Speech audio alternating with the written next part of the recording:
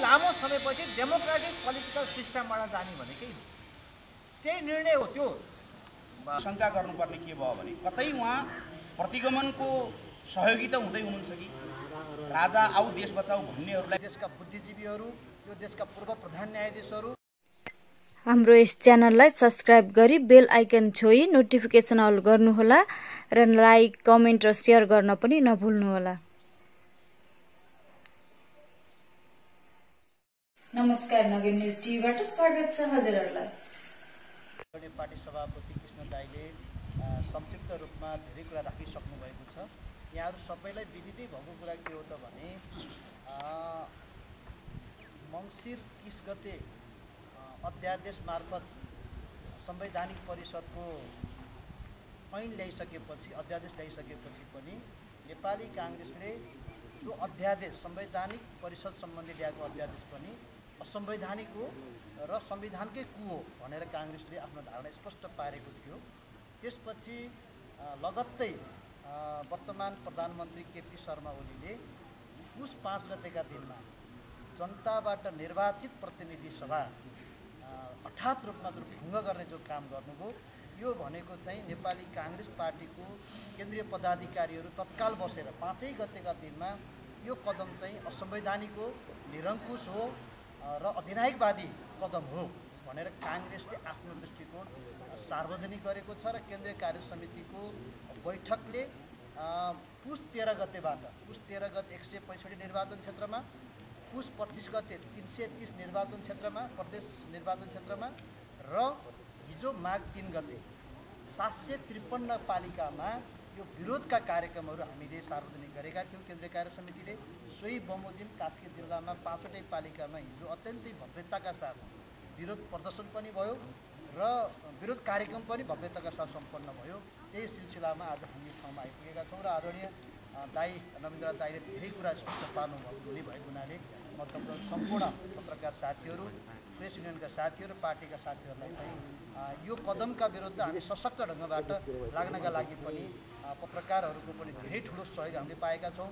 यो देशका बुद्धिजीवीहरू, यो देशका पूर्व प्रधान न्यायाधीशहरू, इतिहासमा मैले बुझेअनुसार 46 सालभन्दा पछाडिको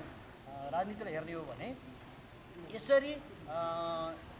संसद विघटन हुँदा यसरी पूर्व प्रधान न्यायाधीशहरू, यो देशका वरिष्ठ अधिवक्ताहरू अथवा बुद्धिजीवीहरू बोलेको यो पहिलो घटना हो भन्ने मलाई लागेको छ। त्यसकारण यसका सच्याउनका निमित्त पनि हामीले सम्मानित सर्वोच्च अदालतलाई हामीले आग्रह गरेका छौँ र सम्मानित सर्वोच्च अदालतबाट यो असंवैधानिक कदम सच्चिन्छ भन्ने कुरामा नेपाली काङ्ग्रेस विश्वस्त छ। यिनै कुरा राखेर मेरो आफ्नो भनाइ अन्त्य गर्छु। धन्यवाद। आक्रमण भएको छ त्यो 2017 सालमा राजा महेन्द्रले गर्दा ठुलो कु भएको थियो, तर पनि उनले एउटा धारा टेक्ने कम्तीमा कोसिस गरेका थिए, सङ्कटकालीन अधिकारको धारा टेक्ने कोसिस गरेका थिए। राजा ज्ञानेन्द्रले पनि कु गरे, उनले बाधा अड्काउ फुकाउवाला धारा जुन 47 सालको संविधानको 127लाई टेक्ने कोसिस गरे। तर अहिलेको प्रधानमन्त्रीले, अहिलेको मन्त्री परिषदले धारै नटेकिन हिजोमा अस्ति मात्रै अदालतमा त्यो कुरा सार्वजनिक भयो, उनले कुनै धाराको उल्लेखै नगरिकन संसद विघटन जस्तो, प्रतिनिधि सभा विघटन जस्तो काम गरे। यस्तो चाहिँ जोखिमपूर्ण काम, यति ठुलो चाहिँ चुनौतीपूर्ण काम गर्ने कि नगर्ने, देशको भविष्य कता जान्छ, संविधानको भविष्य कता जान्छ, व्यवस्था कता जान्छ भन्ने काम समेत संविधानको कुनै धारा नै नटेकिकन उनले चाहिँ सिफारिस गरे। त्यो सिफारिस राष्ट्रपतिको कार्यालयमा गएपछि सायद राष्ट्रपति कार्यालयका सल्लाहकारहरूले त्यो प्रधानमन्त्रीको मन्त्री परिषदको लाजलाई समेत छोपछाप गर्ने गरे। त्यहाँ धारा 76 को 1 र धारा 76 को 7 र धारा 85 तीनटा प्रयोग गरियो, जबकि संसद विघटनका सन्दर्भमा, प्रतिनिधि सभा विघटनका सन्दर्भमा ती तीनटै धाराले कुनै पनि काम गर्दैन। तीनटै धारा र उपधाराहरूले काम गर्दैन। अदालतमा जब एक्सपोज भयो यो कुरा, वकिलहरूले, कानुन व्यवसायीहरूले खोजी गर्नुभयो। खोजी गरेपछि बल्ल मन्त्री परिषदलाई तातो लाग्यो र त्यहाँबाट फाइल गायब गरियो। सर्वोच्च अदालतबाट फाइल गायब गरियो। किन गरियो भने मन्त्री परिषदको फाइल र राष्ट्रपति कार्यालयको चिठी, त्यसका बिचमा तादात्म्यता मिलाउने गरी चाहिँ त्यहाँबाट गायब गरियो। यो सबै कुराले यति फर्जी काममा सरकार गएको देखिन्छ, केपी ओली जानुभएको देखिन्छ। त्योभन्दा पहिले अघि जीवनजीले भन्नुभयो संवैधानिक परिषदको अध्यादेश आयो, अध्यादेश अनुसार चाहिँ बैठक बस्यो, बैठक बसेपछि बैठकबाट बाहिर निस्किँदाखेरि राष्ट्रिय सभाको अध्यक्ष संवैधानिक परिषदको सदस्यले आज 30 गतेका दिन केही निर्णय नै भएको छैन, बैठक मात्रै बसेका छौँ भन्नुभएको छ। 5 गते संसद विघटन गर्दाखेरि 30 गतेको संवैधानिक परिषदको निर्णय अनुसार भनेर 45 जना चाहिँ पदाधिकारी सदस्यहरू चाहिँ नियुक्ति गरेको चाहिँ बाहिर आयो र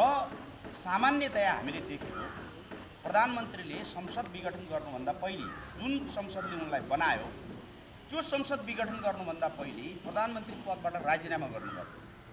राजीनामा गरिसकेपछि राष्ट्रपतिले तपाईँ काम चलाऊ प्रधानमन्त्रीको रूपमा रहनुभयो भनेर चाहिँ राष्ट्रपतिले भन्नुपर्छ। त्यो भनेपछि त्यो सरकार काम चलाऊ सरकारमा परिणत हुन्थ्यो, त्यो स्वाभाविक थियो। उल्टै के गर्नुभयो प्रधानमन्त्रीले भने त्यसको केही दिनपछि मन्त्रीहरू चाहिँ नयाँ बनाउनु। जबकि 74 सालको मात्रै यदि तपाईँहरूले सम्झना गर्ने हो भने माओवादी र एमाले एक ठाउँमा आइसकेपछि अब गृहमन्त्री लगायतका संवेदनशील मन्त्रालय उनलाई विश्वास नगरेर हाम्रो तत्कालीन प्रधानमन्त्री शेरबहादुर देउवाले उनीहरूलाई बिना विभागीय मन्त्री बनाइदिनु भयो। तर नयाँ मन्त्री उहाँले बनाउनु भएन। किन बनाउनु भएन भने चुनावी सरकार र काम चलाऊ सरकारको प्रधानमन्त्रीले मन्त्री बनाउन मिल्दैन, जबकि मन्त्री बनाउनु पर्ने प्रधानमन्त्रीलाई आवश्यकता पनि थियो होला। तर उहाँले त्यो मूल्य मान्यतालाई चाहिँ नमिच्ने गरी बरु गृह मन्त्रालय आफैले सम्हाल्नुभयो, शिक्षा मन्त्रालय आफैले सम्हाल्नुभयो, त्यो काम गर्नुभयो। त्यसैले यो सम्पूर्ण रूपमा चाहिँ यो संविधानलाई समाप्त पार्ने र म अब दुईटा मात्रै कुरा भनेर आफ्नो भनाइ दिन्छु। एउटा, राजा आऊ देश बचाऊ भन्नेहरू सडकमा चाहिँ चम्किरहेका बेलामा यो व्यवस्थालाई अभाव सिद्ध हो भन्ने प्रमाणित गर्ने गरी प्रधानमन्त्रीले यस्तो काम किन गर्नुभयो, एउटा। दोस्रो अहिले चाहिँ चाइनाको हस्तक्षेप हामीले देखिरहेका छौँ, डाइरेक्ट हस्तक्षेप देखिरहेका छौँ र भारतको पनि चाहिँ संलग्नता, त्यो पनि रको चिफ आएर राति एकदमै चाहिँ रहस्यमय ढङ्गले गोप्य ढङ्गले भेट्न खोजेको र सार्वजनिक भइसकेपछि हो भेटेको भनेर प्रधानमन्त्रीले भन्नुभएबाट यो चलखेल हिजो चाहिँ केपी ओलीले माधव नेपाललाई उचालेर प्रचण्डलाई तह लगाउने, कहिलेकाहीँ हाम्रो सभापतिसँग भेटघाट गरेर उनीहरू दुईटैलाई तह लगाउने गरे। देशभित्रको राजनीतिमा, यहाँको आन्तरिक राजनीतिमा, घरेलु राजनीतिमा गरे जस्तो उहाँले पनि कहिले भारतलाई देखाएर चाइनालाई तह लगाउने, कहिले चाइनालाई देखाएर भारतलाई तह लगाउने, यस्तो काम गरिरहेको बेला जुन बेला कालापानी, लिपुलेक र चाहिँ लिम्पियाधुराको मुद्दा संसदमा एकमतले पारित भएको थियो त्यो बेला उहाँले चाहिँ भारतसँग डिल गर्न कोसिस गर्नु भएन। जब अहिले चाहिँ डिल गर्न कतिखेर खोज्नुभयो भने जतिखेर चाहिँ संसद विघटन भएको छ, उहाँको पार्टी विभाजन भएको छ, काङ्ग्रेसले उहाँको कदमको चाहिँ जमेर विरोध गरिरहेको छ, सबैतिरबाट विरोध भएको बेला घरेलु राजनीतिमा ठुलो विखण्डन आइरहेको बेला, एकताको ठाउँमा विखण्डन आइरहेको बेलामा परराष्ट्र मन्त्री पठाएर यतिखेर चाहिँ डाइलग गर्नुपर्ने हुन्छ। त्यसैले गम्भीर रूपमा शङ्का गर्नुपर्ने के भयो भने कतै उहाँ प्रतिगमनको सहयोगी त हुँदै हुनुहुन्छ कि राजा आऊ देश बचाऊ भन्नेहरूलाई प्रकारान्तरले सहयोग पुर्याइरहनु भएको छ कि कतै उहाँ राष्ट्रवादको चर्को नारा दिने, राष्ट्रियतालाई कमजोर गराउने गरी उहाँ डाइलग गर्न गइरहनु भएको छ कि भन्नेसम्मको आशंका गर्नुपर्ने परिस्थिति आएको हुनाले यतिखेर जसरी चाहिँ यो संविधानको पक्षमा, यो व्यवस्थाको पक्षमा, सङ्घीय लोकतान्त्रिक गणतन्त्रको पक्षमा जनमत देखिएको छ, त्यो जनमतको कदर गर्दै नेपाली काङ्ग्रेस पार्टीले चाहिँ यसको जमेर विरोध गर्नुपर्छ र यो चाहिँ सच्याउने दिशामा चाहिँ हाम्रा सारा प्रयत्नहरू, हाम्रा सारा तागतहरू लगाउनुपर्छ भन्ने चाहिँ अहिले हाम्रो पार्टीको स्पिरिट हो र त्यही अनुसार हामी हिँडिरहेका छौँ। हामी देशभरि त्यसपछि हामी फुर्सदिलो गरी बसेका छैनौँ, पूर्व पश्चिम हामी सबैतिर पुगिरहेका छौँ। यो जनमत तपाईँहरूको प्रश्नलाई पनि आफ्नो थोरै समयको आफ्नो भनाइपछि त्यो प्रश्नलाई पनि जवाफ दिने प्रयास हामी गर्दैछौँ। मूलत नेपाली कङ्ग्रेसले 5 वर्ष नेकपाले सत्ता चलाओस् भनेर जब निर्वाचन भयो हामीले भनेको बिचमा कुनै किसिमको डिस्टर्बेन्सेस नेपाली कङ्ग्रेसबाट हुँदा पनि नेपाली कङ्ग्रेसलाई सशक्त प्रतिपक्ष हुन सकेन भनेर बरु आरोपहरू पनि आए। तर कङ्ग्रेसले सरकारले रचनात्मक काम गरोस् भनेर कङ्ग्रेसले खालि के मात्र भनेको थियो भने जनताको जीवनस्तर उठाउनुहोस् है, जनताको जीवनस्तरलाई गुणस्तरीय बनाउनुहोस् है। लोकतन्त्र नेपाली कङ्ग्रेसको नेतृत्वमा भएका 3टा ठुला क्रान्तिलाई हामीले संविधानमा सुरक्षित अवतरण गराएका छौँ, त्यसको संरक्षण गर्नुहोस् है। हामीले अरू केही भनेको थिएनौँ। काङ्ग्रेसले 3टा क्रान्ति गर्यो, त्यसको नेतृत्व गर्यो र संविधान निर्माणका लागि कम्युनिस्टले अवसर पाए तर गर्न सकेनन्। काङ्ग्रेसका नेता हाम्रा पार्टी सभापति सुशीलदा चाहिँ प्रधानमन्त्री हो, त्यसलाई संविधान निर्माण भयो र त्यो संविधानमा हामीले नागरिकका अधिकारहरूलाई पूर्ण सुरक्षित बनाएका छौँ। लोकतान्त्रिक मूल्य र मान्यतामा आधारित लोकतान्त्रिक व्यवस्थाको राज्य प्रणालीलाई हामीले चाहिँ सुरक्षित बनाएका छौँ। चुनौती आज कहाँ दियो भने संविधानलाई आक्रमण मात्र होइन, संविधानलाई कुल्चिएको अवस्था, संविधानलाई पूर्णतया मृत अवस्थामा लगेको स्थिति आज छ। संविधानमा संविधानमा कहीँ कतै नभएको संसद विघटनको कुरा नेकपाका यो अर्थ के हो भने यस्तै संविधानलाई र नेपाली कङ्ग्रेसले प्रश्न पनि आउँछ, धेरैलाई जिज्ञासा पनि छ। आज नेपाली कङ्ग्रेसले यसका विषयमा के विवाद छ, के छ, बहस छ भन्ने कुराहरू पत्र पत्रिकामा पनि छन्, साथीहरूले पनि प्रश्न गर्छन्। म स्पष्ट छु है, म तपाईँलाई स्पष्ट भन्न चाहन्छु। जुन दिन संसद विघटन भयो त्यसपछि बसेको केन्द्रीय समितिका पदाधिकारी, पूर्व पदाधिकारी, हाम्रा आदरणीय नेताहरू सबैले एकै स्वरमा यो संसद विघटन पूर्णतया असंवैधानिक छ, असंसदीय छ, यसले लोकतन्त्रको मर्ममाथि प्रहार गरेको छ, लोकतान्त्रिक व्यवस्था समाप्त पार्ने यसको उद्देश्य हो। स्पष्ट रूपमा हाम्रा पदाधिकारी, पूर्व पदाधिकारी नेताहरू बसेर निर्णय गरे। पोलिटिकल पार्टीले वक्तव्य पनि दिन्छन्, तर वक्तव्य मात्र दिएको स्थिति होइन, त्यसलाई कार्यान्वयन गरेको पोलिटिकल एक्सनमा लगेर 13 गते हामीले देशव्यापी रूपमा जिल्ला स्तरीय रूपमा चाहिँ हामीले विरोधका कार्यक्रमहरू गर्यौँ र अस्ति क्षेत्रमा, त्यसपछि हिजो पालिकाहरूमा, अब 8 गते हामी चाहिँ वडाहरूमा चाहिँ विरोधका कार्यक्रमहरू। पछि काङ्ग्रेसले पोलिटिकली एक्सनका रूपमा यसको विरुद्धमा सडकमा ओर्लिसकेपछि फेरि काङ्ग्रेसका को साथीले के भने, काङ्ग्रेसका कसले के बोले, मेरो लागि कमसेकम सरकारको विषय हो जस्तो मलाई लाग्यो। जस मिडियाका सबै साथीहरूले, पार्टीका सबै साथीहरूको लागि काङ्ग्रेसले केन्द्रीय कार्य समितिले निर्णय गरेको यो कार्यक्रम हो। विरोध कार्यक्रम जुन छ यो केन्द्रीय कार्य समितिले एक मतबाट, एक स्वरबाट निर्णय गरेको अहिलेको स्थिति। त्यसैले काङ्ग्रेसले के गर्छ भन्ने कुरा पोलिटिकली तपाईँले हेर्नुभयो भने, अहिले एक्सनका रूपमा हेर्नुभयो भने सडकमा गएर यसलाई तह लगाउने, यो संविधानमाथि जुन आक्रमण मात्र होइन, मैले भनिहालेँ संविधानलाई मृत अवस्थामा लाने कुराहरू गरेँ। र दोस्रो मैले तपाईँहरूसँग राख्नुपर्ने विषय के हो भने कि अहिलेको संवैधानिक परिषदका कुराहरू पनि आएका छन्। त्यसमा कङ्ग्रेसले अध्यादेशको पहिला विरोध गर्यो र अहिले पनि हामी स्पष्ट रूपमा छौँ कि संविधानको मूल मर्म स्थायित्व, राजनीतिक स्थायित्व, त्यो सँगसँगै राज्यका अङ्गहरूमा स्वतन्त्र निष्पक्ष रूपमा योग्य र सक्षम व्यक्तिलाई पुर्याउने र कुनै किसिमको राजनीतिक पूर्वाग्रह राखिनु हुँदैन भन्ने काङ्ग्रेसको मान्यता। यो संविधानको पनि आशय के हो भन्दाखेरि संवैधानिक परिषदमा सभामुख, उपसभामुख, प्रधानमन्त्री, मन्त्रीज्यूहरू र प्रतिपक्ष दलको नेता र प्रधान न्यायाधीशसम्म राख्नुको अर्थ के भने यसलाई एउटा स्वतन्त्र निष्पक्ष रूपमा लाने हो भन्ने कुरा नै हो। तर आज राजनीतिक स्थायित्वमाथि पनि अब आज देख्नु भएको छ, अराजकताको स्थिति आज देशमा चाहिँ विद्यमान छ। राजनीतिक स्थायित्वलाई आधार मानेर जनताको जीवन स्तर उठाउने र राष्ट्रलाई समृद्ध राष्ट्र बनाउने यो संविधानको मूल उद्देश्य। यो संविधान अहिले मलाई लाग्छ जुन समाप्त पार्न खोजिएको छ त्यसको मूल आशय के हो भने नेपालको लोकतन्त्रलाई, लोकतान्त्रिक व्यवस्थालाई, सिस्टमलाई अट्याक भएको छ, प्रणालीलाई। 3 वर्ष जुन दिनदेखि नेकपाको सरकार गठन भयो त्यस दिनदेखि नै, वास्तवमा त्यसको भोलिपल्टदेखि नै हाम्रो सिस्टमलाई, प्रणालीलाई, आज शिक्षा प्रणाली हेर्नुहोस्, आज शिक्षाको 90 लाख इन्भल्भ छन् शिक्षामा चाहिँ विद्यार्थी शिक्षा गरेर। आज कुनै किसिमको नीति सरकारको चाहिँ यो बिचमा चाहिँ हामी चाहिँ देखेका छैनौँ। आज जीवन स्तर कति कष्टकर भएको छ, हामी त्यसको कुनै चाहिँ देख्छ नि जीवन स्तर उठाउने कुराहरू अथवा चाहिँ यत्र भ्रष्टाचारका घटनाहरू मैले त भन्ने गरेको छु शून्य भ्रष्टाचार भन्नुहुन्थ्यो अगाडि 1 राखेर पछाडि जतिवटा सुन्न सकिन्छ बढाउँदै जाने चाहिँ भ्रष्टाचारको चाहिँ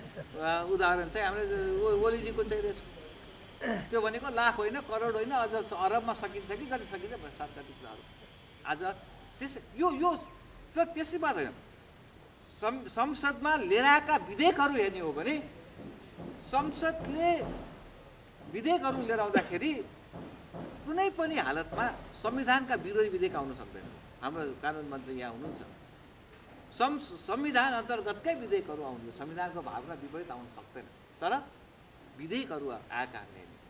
भ्रष्टाचारका कुराहरू हामीले हेर्ने हो भने अथवा लोकतान्त्रिक संस्थाहरूमाथि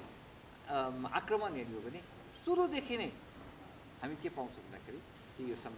संविधानलाई चाहिँ समाप्त पार्ने खेल लोकतान्त्रिक प्रणालीलाई समाप्त पार्ने खेल नेपाली काङ्ग्रेसले मात्र होइन आम नागरिकले एउटा लामो सङ्घर्ष 75 वर्षभन्दा बढी लामो सङ्घर्षबाट प्राप्त गरेको जुन प्रणाली छ यो जुन प्रणालीलाई हामीले अब अगाडि बढाउँछौँ भनेर भनेका हौँ त्यही प्रणालीमाथि नै अहिले त्यही प्रणाली समाप्त पार्ने काम त्यसैले यो कदमलाई हामीले सशक्त रूपमा देशव्यापी रूपमा हामी विरोध गर्छौँ यो कदम सच्याउनका लागि हामी चाहिँ के भन्दाखेरि सडकबाट आम नागरिकको सहयोग आम नागरिकको शक्ति लिएर नेपाली काङ्ग्रेसले यसलाई सच्याउँछ भन्ने कुरा म तपाईँहरूलाई आग्रह गर्न चाहन्छु हामी चाहन्छौँ कि तपाईँले यो कुरालाई मुद्दाहरूलाई धेरै उठाइराख्नु भएको छ यस्तो यो अहिलेको वर्तमान राजनीतिक परिस्थिति एउटा मूलत अहिले के हो भने देशको भावी सन्ततिलाई अनिश्चिततातर्फ देशको राजनीतिलाई अनिश्चिततातर्फ र लोकतन्त्र समाप्त पार्ने जुन खेल छ यसका विरुद्धमा अहिले नागरिकलाई हामीले यो कार्यक्रम किन सम्पन्न गरेका छौँ भने नागरिकहरूलाई यस सम्बन्धी जानकारी नेकपाको सरकार गठन भएदेखि नै भ्रष्टाचारका कुराहरू के भए सुशासनका नाममा कस्ता चाहिँ कुराहरू भए यी कुराहरू चाहिँ अहिले आम नागरिकका बिचमा र यो अहिलेको संसद जुन विघटन गरियो यो चाहिँ काहीँ कतै नभएको काहीँ एक शब्द लेटर एन्ड स्पिडमा काहीँ कतै केही पनि कुनै पनि छैन त्यसको विरुद्धमा अहिले हामी चाहिँ देशव्यापी रूपमा चाहिँ आन्दोलन चाहिँ अगाडि बढाउँछौँ हामी आग्रह गर्छौँ तपाईँहरूसँग यसलाई सशक्त बनाउनको लागि तपाईँहरूसँग पनि हामी आग्रह गर्छौँ मिडियाको धेरै ठुलो सबै चिजहरू तर कुनै देशले यदि नेताको विवेकलाई ढक्कन लगाइदियो भने भोलि देश कहाँ पुग्छ यो सार्वभौमतामाथि हामी चाहिँ आज तपाईँहरूलाई थाहा छ एउटा टेलिभिजनमा आयो प्रधानमन्त्रीजीको चाहिँ पनि सुनियो राम्रो कुरा गर्न जानुभएको छ ठुलो कुरा गर्न जानुभएको छ कुरा त कति गर्न जानुभएको छ कति कामको परिणाम मात्रै सुन्ने उहाँको अहिले सगरमाथा समेतलाई चाहिँ के भन्दाखेरि के नाम राख्नुपर्छ भन्ने प्रश्नहरू चाहिँ किन यस्तो किसिमले भयो भने हाम्रो कूटनीतिक रूपमा हामीले हेर्नुहोस् सारा सांसदका सबै बसेर 100% के गरे भन्दाखेरि ल लिम्बुद्वारा हाम्रो हो भनेर सब तर त्यसपछि सरकारले कुन चाहिँ कूटनीतिक चाहिँ अहिले बलिजी पनि भन्नुभयो कूटनीतिक रूपमा चाहिँ त्यसलाई भूमिलाई प्रयोग गर्नु नेपालको भूमि हो भने खालि हामीले नक्सा कोर्दिमा नक्सा बनाउँदा त होइन त्यसलाई प्रयोग गर्न पाउने गरिकन कतिवटा के कूटनीतिक प्रयासहरू भए आज प्रश्न चिन्ह उठेको छ प्रश्न चिन्ह गर्नुपर्छ किनभने यो राष्ट्रियतालाई राष्ट्रवादको नाममा आएको यो सरकारले राष्ट्रियतालाई कमजोर पार्ने मैले त भन्ने गरेको छु जनतासँग खेलवाड गर्ने अधिकार चाहिँ सरकारलाई कुनै पार्टीलाई छैन आज अफगानिस्तान किन अफगानिस्तान बन्यो 33 सालमा बिपी कला गणेश पाण्डेहरू यदि देशभित्र नआइदिएको भए आज यो देश पनि अफगानिस्तानको स्थिति आउने दिन दहाडे चाहिँ बम र बारुद पड्किने स्थिति चाहिँ हुन सक्छ यो कतै अहिले जिस्किँदै अहिले जुन किसिमले जिस्किने जुन किसिमको भाषणहरू हामी सुन्छौँ जुन किसिमको हाम्रो चाहिँ कूटनीतिक असफलता चाहिँ हामी देखिरहेका छौँ यो एउटा देशसँग लगी सुनि अर्को देशलाई यो गर्ने यो भन्ने जुन किसिमका कुराहरू गर्छन् यसले राष्ट्रियता पनि कमजोर बनायो हाम्रो समाजलाई कमजोर बनाउने मिडिया विधेयक तपाईँलाई थाहा छ मिडिया विधेयक लिएर आयो नियतै पहिलेदेखिको के देखियो भने कि मैले नेकपाको अरू नेतालाई पनि भन्ने गरेको छु तपाईँहरूले पनि त्यही बेलामा कन्ट्रोल गरिदिएको भए सायद यो आज संसद विघटन देखिएको त्यसैले अहिले देश ठुलो सङ्कटमा छ यो सङ्कटका बेला हामी नेपाली काङ्ग्रेसका साथीहरूलाई आदरणीय साथीहरूलाई भन्न चाहन्छु कि सङ्कटका बेला काङ्ग्रेसले नै हो यो सङ्कटको समाधान गर्ने र काङ्ग्रेसले यो विशिष्टता काङ्ग्रेसको के हो भने लोकतन्त्रको पर्याय हो काङ्ग्रेस। यो देशमा लोकतन्त्रमाथि कतै कहीँबाट आँच आयो भने हामी त्यसका लागि लड्छौँ भन्ने चाहिँ हाम्रो विशेषता, हाम्रो क्यारेक्टरिस्टिक भन्छ नि, काङ्ग्रेसको क्यारेक्टरिस्टिक। त्यसैले काङ्ग्रेस यो अहिलेको जुन कदम छ नेकपाका प्रधानमन्त्री हाम्रो चाहिँ ओलीजीको, यसलाई हामीले ठिक ट्र्याकमा ल्याउन आवश्यक छ, संविधानलाई ठिक ट्र्याकमा ल्याउन आवश्यक छ र पोलिटिकल सिस्टम चाहिँ नेपालले धेरै लामो समयपछि डेमोक्रेटिक पोलिटिकल सिस्टमबाट जाने भनेकै त्यही निर्णय हो। त्यो वामपन्थीहरू अथवा भन्नुहोस् एमाले, तत्कालीन एमाले, माओवादी, नेकपाभन्दा अगाडि यो स्थितिमा जुन संविधान निर्माण भयो त्यो सबैको अरू राजनीतिक दल जो संसद थिए सबैले स्वीकारेको के हो भने लोकतान्त्रिक व्यवस्था नै हो। त्यो लोकतान्त्रिक प्रणालीमाथि जुन मैले भने प्रहार भयो, त्यो चाहिँ कोरोनाको महामारीका बिचमा पनि जनताप्रति जुन व्यवस्था भयो, त्यसले गर्दाखेरि सरकारले सुरुदेखि नेकपा सरकार गठन भएको नै जनताप्रति व्यवस्था गर्ने र यो लोकतान्त्रिक व्यवस्थालाई वास्तवमा असफल बनाउने प्रयासहरू भयो। त्यसप्रति हामीले समयमा सचेत पनि बनाएका थियौँ, तर अहिले त अब हामी आन्दोलनबाटै यो लोकतान्त्रिक शासन प्रणालीलाई हामी रक्षा गर्छौँ। किन हामीलाई विश्वास के हो भन्दाखेरि लोकतान्त्रिक शासन प्रणालीले नै सबैको रक्षा गर्न सक्छ, सबैको अधिकारको सुनिश्चित दिन सक्छ, अर्को कुनै सिस्टमले गर्न सक्दैन। त्यसैले हामीले आज संविधानमा, यो संविधानको आज महिलाहरू हुनुहुन्छ, यो संविधानले नै दिएको नै अधिकार, एकजना प्रमुख महिला भयो भने उपप्रमुख पुरुष हुनुपर्ने अथवा दुईटा लिङ्गमध्ये एउटा हुनुपर्ने, 33% महिलालाई हुनुपर्ने, जनजाति दलित सबैलाई चाहिँ समेटेर जानुपर्छ। यो संविधान जसले सारा नेपाललाई एकजुट बनाउँछ त्यही संविधानमाथि प्रहार भएको छ। यो संविधान जसले हिजो समाजबाट पछाडि परे तिनीहरूलाई चाहिँ अधिकार सम्पन्न बनाउनुपर्छ जसले चाहिँ संविधानमा उल्लेख गरेको छ, त्यही संविधानमाथि आक्रमण भयो र नेपाली जनताको अधिकारहरू सुनिश्चित भएको यो संविधानलाई कमसेकम मैले त भन्ने गरेको छु 10 वर्ष कमसेकम यो संविधानको अभ्यास गरौँ न। हाम्रो यस च्यानललाई सब्स्क्राइब गरी बेल आइकन छोई नोटिफिकेसन अल गर्नुहोला र लाइक, कमेन्ट र सेयर गर्न पनि नभुल्नुहोला।